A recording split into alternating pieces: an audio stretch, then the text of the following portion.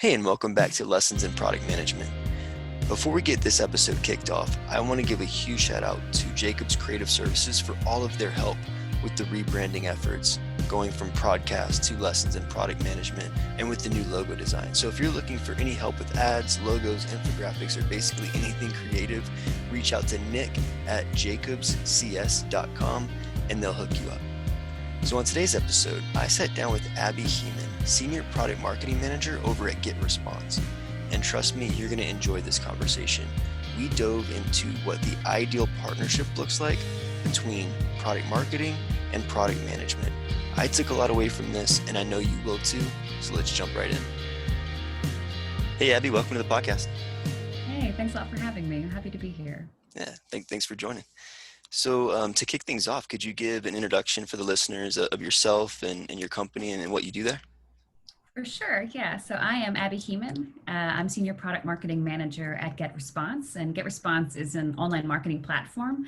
I think with a lot of former ESPs, email marketing providers, we've really pivoted and done a lot of development over the past few years because we know marketers do need more and more of these tools outside of, running email marketing campaigns. They need the landing pages that, they send the traffic to, and the webinars to, like host demos or tutorials and trainings. So really have evolved now to kind of this comprehensive platform for, marketers who run their own businesses, who work on marketing teams to actually launch their online campaigns.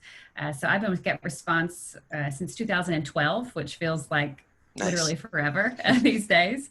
So it's been really cool to, start from the bottom, really, answering customer queries, and it actually really positions itself now, I see, into a great opportunity for product marketing, because really, the major components of product marketing are customers and the product, obviously. And so, I really am happy to see with product marketing really kind of exploding the last few years. There's a lot of entry paths and points into that. And so it's been kind of a really natural journey with GetResponse, growing both the product and myself professionally there.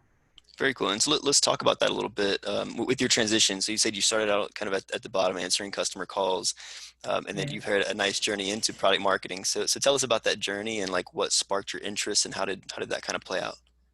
For sure. So with a lot of people when we're getting started in our careers, you're not exactly sure after college, and after, whatever education or path you've taken in your life, what you want to do with your life, what that really means. So I got super lucky to end up, with an organization and with a product I really respected, with kind of this mission of making, marketing tools accessible, and not just for, focusing on the US market, but really with the global presence. Yeah. I really thought that was interesting. And I loved the aspect of getting to know a product inside and out, like every aspect that you needed to actually achieve a particular solution for a customer and then help them. And there was all of this like really personal contact, because I think phone support is a lot less of a thing now than it was back in 2012. Now live chat, and even like automated bots are so much more obviously scalable. You can reach a whole lot more customers more quickly, but just to connect with people and talk to customers, many customers every day, which is now something we harp on all the time in the product marketing world or the product world, is you have to talk to customers. You cannot just, rely on data reports that somebody from your team pulls, or even survey responses that you get directly from customers. We're always just like continuously, preaching that you have to actually speak to customers. And that's really where that seed grew, I would say, or sprouted, I could say, perhaps, that talking to customers every day and then getting to know the product so well. Then just naturally, I started to have ideas. I started to, start wanting to expand my impact in the company, and the way that I could actually have a little bit of influence and pair these two things that I now know a lot about, which is our product and our customers. So how can I turn that into some kind of influence and career growth? And that is, I'm super lucky, I would say, that product marketing really was starting to get a little bit of, like influence in its existence, because previously it was just product development teams, just marketing teams, just customer support. And now product marketing, I got really lucky. I was coming up in the time that it became something that existed as an actual role, in a company, to actually weave yourself in between all of those kind of disparate departments. And so it's quite a natural path, really, as I started having ideas and wanting to move forward. And GetResponse was super, super open and has lots of clear paths for growth and kind of innovation in that field. So then I was able to, make the way to product marketing specifically. Nice. It sounds like a great journey and a great company that allowed you to take that path. So that's great. Totally. Internal recruitment is a huge thing at GetResponse, obviously, especially as we've discussed a little bit briefly before this about, kind of remote work and being able to expand your recruitment pool to, the entire world for someone who's right for a role. Right. GetResponse is really, really impressive about its emphasis on internal recruitment and helping employees actually grow and support them through that. So that's really, really a cool part. Yeah, no, I think that's key for like organizational continuity is to try to hire and promote from within. And I don't know, there's a cultural benefit to that, in my opinion. So. Totally. So many people, I've worked with over the years, been there for so long, people who, may have, left GetResponse for other opportunities, always do kind of emphasize that culture that is really kind of unique to our experience there, because I've been able to be there for so long because there are so many opportunities for development and for growth and expanding your skill sets and not kind of keeping you in these, boxes. Yeah. So that's something that I felt is really unique and, gives a lot of opportunity for people to grow, and then helps the company really expand because we all have this passion. We have this experience, this historical knowledge about the company. So I think that then just leads itself to also really great results, in the output of those type of employees. For sure. So you talked about how product marketing is kind of like product focused, but also customer focused. And I think most people have a really good conceptual understanding of like what marketing is from like a demand gen perspective. Yeah. And product management is becoming more mature over the last decade as a platform. And most of the listeners come from that kind of mindset is from a product management standpoint. But for organizations that are kind of immature or just starting out in product marketing, how would you describe your role and kind of how that overlap comes into play between product and marketing? For sure. And I saw something recently, I can't remember who shared it. I'll have to, have a look and share it with you afterward, but like kind of calling yourself kind of like a dot connector, like we connect all of the different dots within the organization that come together for growth, basically, because all of us are coming for growth. This is what all of these disparate departments are actually working toward, is the growth of the company, which means you have to have customers that find you, that decide to buy from you and decide to stay with you, and then decide to, like actually recommend you to people that they know. That's, this kind of like pirate metrics we've mentioned, or I've talked about before, these, acquisition, all the way to the AARRRs. I won't make the sound, it's too embarrassing. But basically these growth metrics that help you actually grow the business, and you need good, happy customers for that. You need a good product that, provides the solutions to their needs. And, product marketers are just primed in their experience levels and their kind of like, specific skills that they have in connecting the dots of these customer facing teams with the product teams who are working directly with the developers to really sit in the kind of middle of that. Because I don't like to think that product marketers, with getting kind of a little bit more attention these days, to say like it's the most important department. It's most definitely not at all the most important. No one can really classify themselves as the most important, but you're sitting in the middle. And so there is a lot that comes to about where does, product marketing sit in terms of, it used to be in offices, right? I think that's probably where that phrase comes from. Like you physically sit in the marketing room or whatever it is. And there's still elements of that, but, really you should sit, yourself theoretically in the middle of all of these teams and have your branches and, have connections and, strategic relationships with every single department that is influencing the growth of the company. Oh, for sure. And before we got a product marketing person, it's just a person now, not yet a team. At Swipe Clock, it kind of felt where things weren't as connected as they should be, where things were kind of more siloed, right? We developed this product and marketing is supposed to go and market it, but there's not really an understanding of like, who's the customer, what problem are we trying to solve, and how do we package that in a way where like our demand gen team and our sales team can actually use that information in what they're trying to accomplish. Exactly. And the product team's like, what are you talking about? We've Yeah. got like, probably whatever, documentation tool you're using, loads of documentation. We've spent, 20 hours documenting this tool. What do you mean it's not there? But it's like, the marketer, it's like, I can't market this. I don't know what this is. Like, Right. because, a developer was, documenting what they did, in that week's sprint or whatever. And it's just, it's not working for people, obviously. So that's really what is really cool about the industry is that, it's there to fill a need, just like our products are there to fill a need, like our roles exist, product marketing exists because there was a need to be filled that wasn't being met by the previous setup of these kind of siloed departments without, this role really existing. So that's what I really like about it. Cool. So kind of pressing on that a little bit more about the role of the PMM collaborating with the PM. What is Mm-hmm. that? What does that collaboration look like inside of GetResponse? And I would ask what the ideal relationship looks like, but if you want to Sure. tailor that into Sure. what GetResponse does as well, I don't want For you to have to call sure. out gaps. For sure. No, and I think that's the beauty of every person I've talked to in, varying degrees of maturity of their company or their product marketing teams is it's made me feel a lot better, is that there's always gaps. There's all, I was Yeah. at a product marketing conference back in February before, physical conferences, Yeah. cease to exist essentially. Right. And, huge enterprises, like the biggest enterprises that exist in this world, basically had product marketers represented, and they were sharing the same pain points as people from tiny startups who were the only product marketer, Okay. almost the only marketer at the company. And that was really cool to see it, in general, so you don't have to kind of feel bad about yourself if you're Yeah. a really early stage person and assume everyone else has it figured out, because they don't, which is cool to see. But then there is also kind of like, wow, if these people don't have it figured out, it must really be a challenge. But Yeah. the way it works at GetResponse, I would say,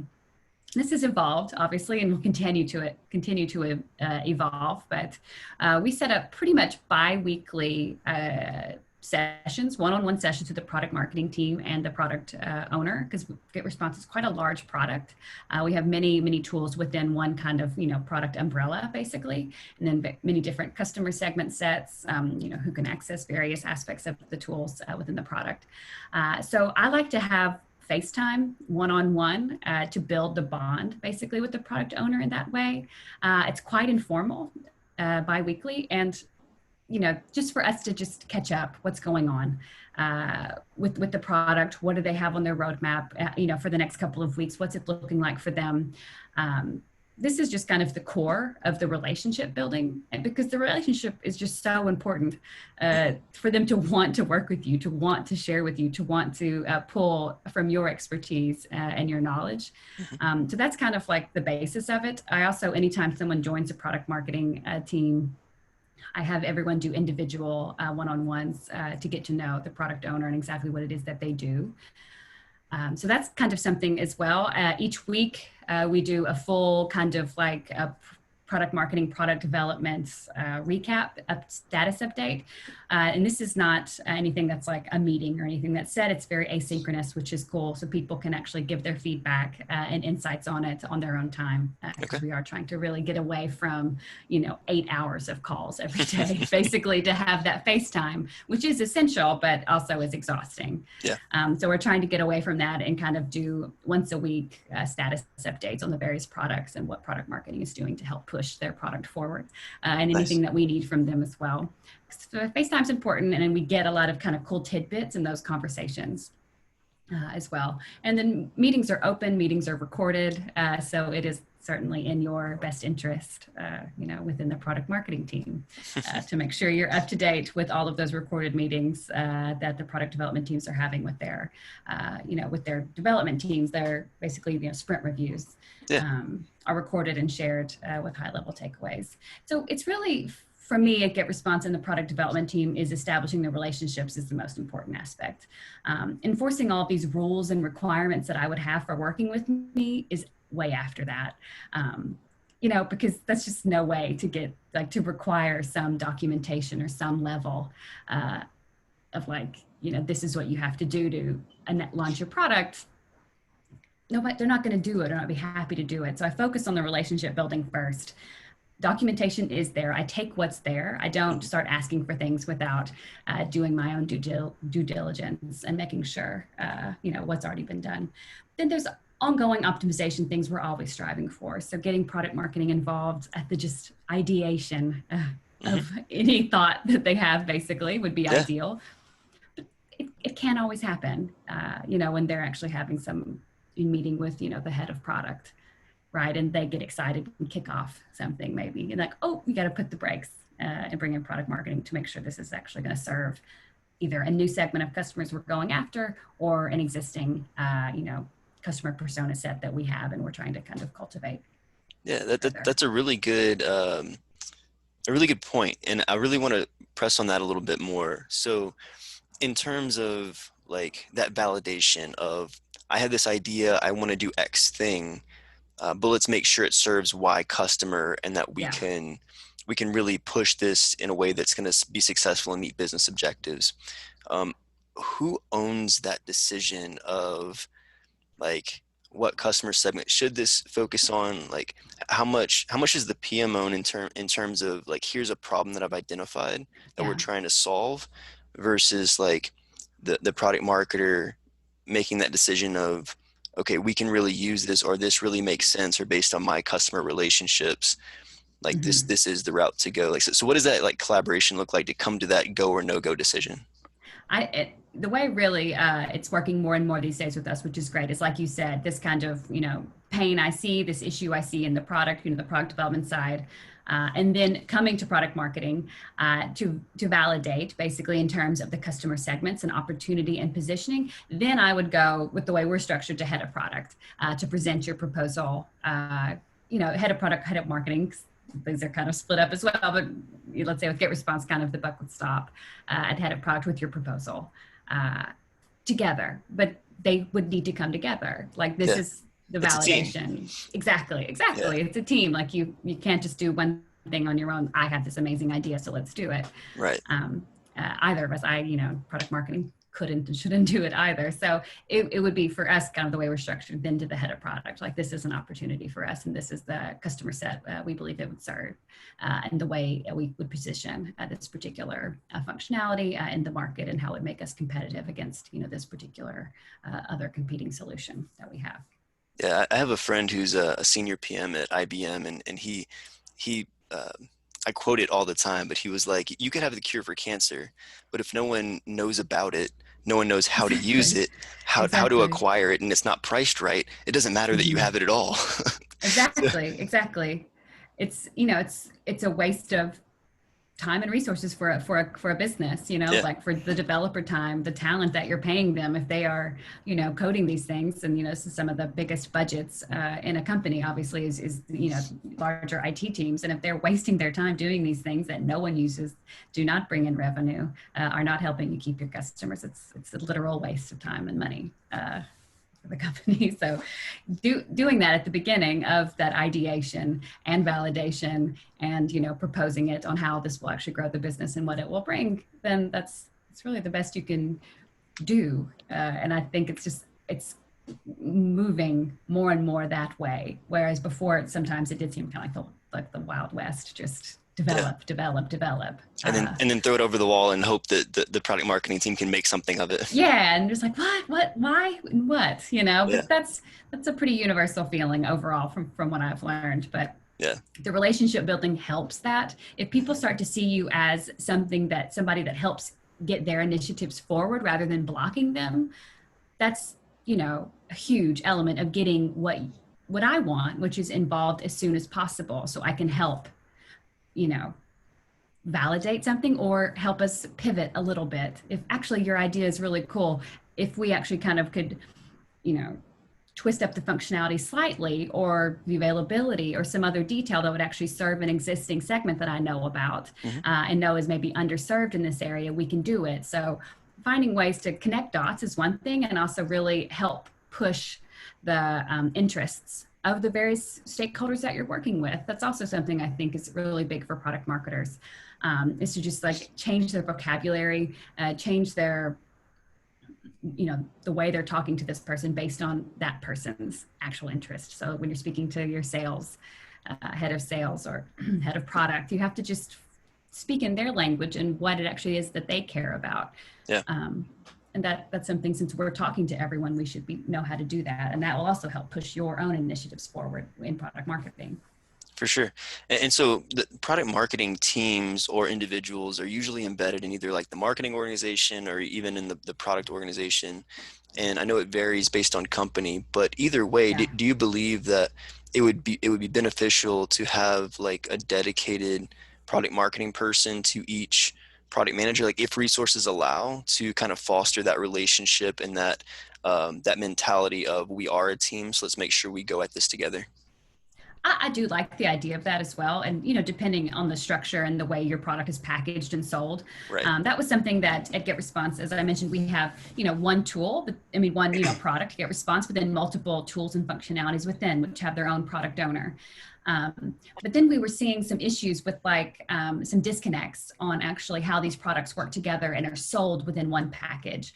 And so right now with GetResponse, we're actually, all product marketers are responsible for all products, essentially. Like, Okay. you know, not one person specializes in one functionality because they're sold together. Yeah. So we have to actually market the one product, but then everyone has their own kind of areas of expertise in terms of the different channels that we monitor. Okay. But every product marketer is as responsible as the other for having the same relationship and knowledge of the customers and the product. But then it's just the channels that we own and that we actually use to market the product. I like to split the teams off for their areas of expertise there. That makes a lot of sense. Yeah, because, you know, I used to have one little, you know, when I was, you know, a product marketer on the team, just one element of the GetResponse product. And that was my baby. And I did everything I could, but that tool is sold with something else as well. And so, you know, if it's not aligned like that, people will think you're, you know, a landing page company or an email marketing company rather than, you know, a comprehensive online marketing solution, because that's what they would be purchasing. Yeah, I love how you took that insight, and then as you got your leadership position, you reorganized around how to best serve the product. So I love that. It's really Yeah, forward thinking. just to see like, hey, if this is like creating we're creating these silos now ourselves. Mm-hmm. If I'm only talking to this one product owner, and then he's not talking to other product owners because that's his product, then Right. we're just, you know, also doing the same thing now. So this is something, it's probably like a year and a half old, I guess, but I really love it. And I really love that, you know, so it's not just me meeting with product owners every 2 weeks, it's the entire product marketing team. We're always there. I think maybe the product owners can feel quite special and good because there's, you know, many eager faces there ready to hear all of what, you know, they've got working, you know, what they're working on. So Yeah. and it lets different people with different like interests, like on the product marketing team and different strengths actually play to their, you know, conversion rate optimization on product pages on the website, or their, you know, user activation and upgrade initiatives once actually, you know, customers are using a free account and things like that. So it's quite cool, but using the same positioning, messaging, value propositions, you know, customer segmentation throughout all the different channels that we have. Yeah, definitely creates alignment in that story you're telling to the market. Yeah, exactly.